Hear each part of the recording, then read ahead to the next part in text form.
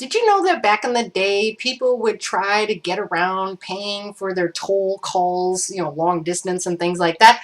Yes, it was known as phone phreaking. And my name's Adria. Today I'm going to take you through a little bit of the history about phone phreaking.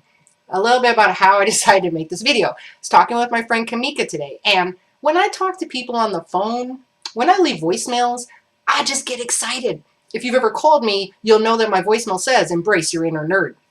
So sometimes, though, my pitch gets a little bit too high, and then I will, interrupt my own voicemail that I'm leaving. Or in the case of Google Voice, it will say, "This call is being recorded."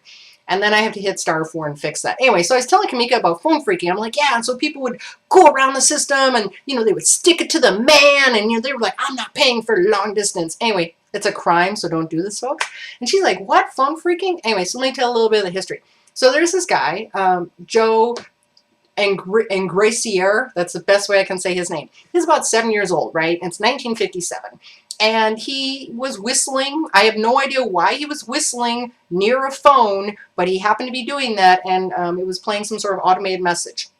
And he noticed it stopped. That's kind of weird. So he called the phone company to ask, and I don't think they knew the answer. Let me also mention at this time that Joe is blind. So it's really interesting how many people in history have really achieved just amazing things when they have the loss of a sense, right? So Joe's like mystified, and I think he probably feels empowered. He's like, "What have I done? What have I discovered?" So he plays around with it. He's now loving phones and telecom. And anyway, he meets this guy who becomes his friend, John Draper. Now, John is better known at least in geek history, as being like Captain Crunch guy.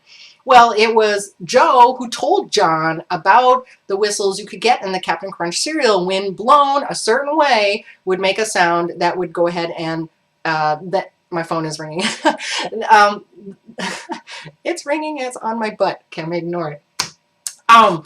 But so when blown a certain way at a certain at certain intervals, you could go ahead and emulate phone calls. Now, why was all this happening? Because it was at the 2600 hertz frequency, and that frequency for some reason sounds like a dial tone, right? It sounds like you're going ahead and pushing buttons. I'm totally ignoring that phone call right there too. Anyway, so they go on, there's also a guy, Bill, from New York too. He's doing stuff as well. And isn't it interesting? I'm getting a phone call as I'm doing a video about a phone call. Uh-oh. Anyway, so, these are like early phone phreakers, as they call them. Well, then what happens, 1971, Esquire magazine does an article, and they say, let's talk about these guys. They have this like little blue box. It's like very interesting what they're doing, although not very legal. And guess who's reading it? Oh, Steve Jobs and Steve Wozniak. That's right, the founders of Apple. Now, I don't know. I think we all need to look at the circle of life, the circle of geekdom, and see how, if you're out there putting out content, even on YouTube, you are probably influencing someone. You're giving them thoughts, ideas. And that's why the beautiful thing about the internet now is everybody's creating content. Yes, not all of the content is good, but a lot of it will reach someone and leave them thinking about it long after they've experienced it. So, sorry, back to phone phreaking. So then, it becomes a pretty fun, interesting thing. I mean, it goes on to the 80s. I think now with a lot of the phone systems being digital, and plus it's still a crime, folks. As well as a lot of free alternatives. There's just not the drive anymore, I think, as there once was, to get around, and stick it to the man and, get around these charges. But I think it was a sense of empowerment and, being able to kind of say to these large companies and corporations, like, that's nice that you made this system, this platform, but guess what? I know how to use it. I know how to use it better than you do. So that's phone phreaking wrapped up for you.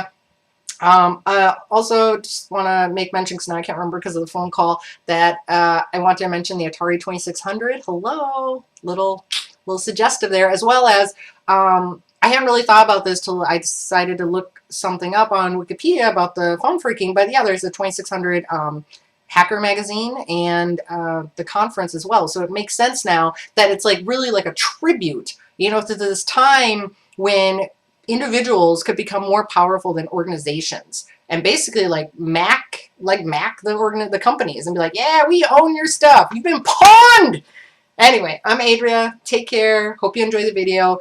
As always, you can like it, comment, and subscribe above. Bye.